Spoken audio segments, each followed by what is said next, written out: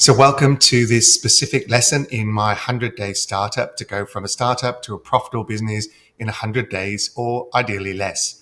Today I'm going to talk about case study. Now, case study is different from a lead magnet in a couple of unique ways, which I'll go into right now.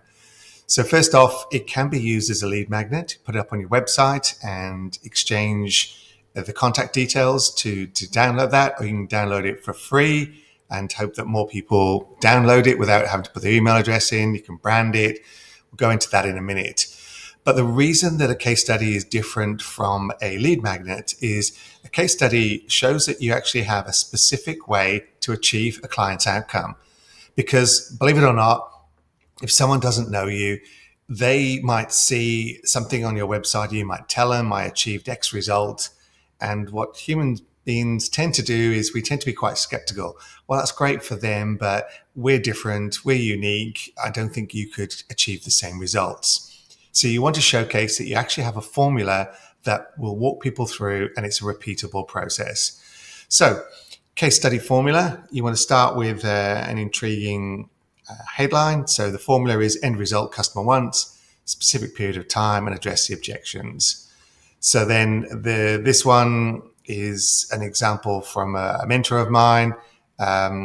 So you put in without, by, and with. So all the things in red here, I've just kind of left them in as a bit of an example of ideas you can put into there. Then you introduce the key problem. So I've crossed some of these things out because I was working through it. I had that in there, but I've just left it in there just so that you can see problems, what we resolved, and there's an example there. So then you want to include a thesis statement summarizing the outcome in 1 to 2 sentences. So that's that part there. Approach, you want a methodology. Again, this is the key part of it. You want to be able to show that it wasn't just luck and that you've got a formula and a system that could be repeated again and again and again.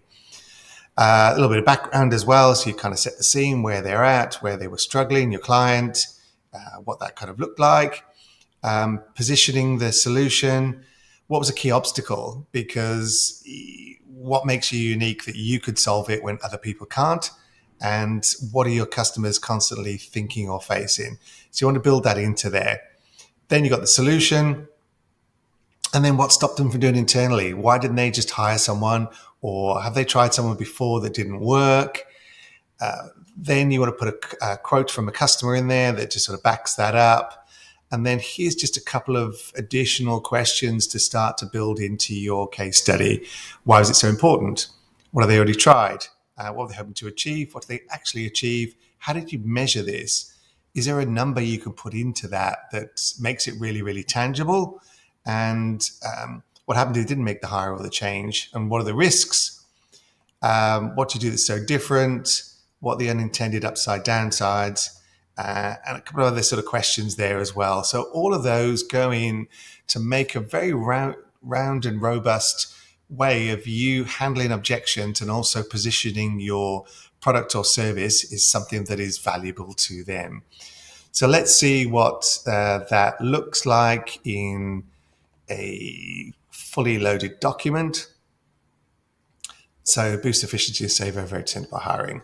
So we've created, obviously, with our brand colors, all of this. What was the problem? Growth handbrake. It's very hard to hire in a flat market, or if you are hiring someone at $70, $80, $90, $100,000, you need quite an uptick in profitability to be able to justify that as your payroll grows. So we talked about the methodology, cost savings, so it's tangible, current business landscape, why now, and some facts and figures to back all this up. What were the key obstacles that the client was facing, and what was the actual real world results? So again, we're also covering off a mindset shift. So again, you have to overcome all the objections. Well, that's great for them, but will it work for me? What have they tried and failed at before? So that's just the process. And then if we go to the website, you can see that we have the case study there. And this is obviously a shortened version that we sort of highlight the problem, touch on a couple of things there. And if they really want to know more, they'll download the full case study.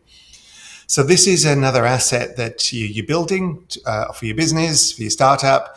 And also it's a great way of showcasing that you can solve the problems that you are advertising that you think you can, and also give you some credibility so they just don't think it was a fluke.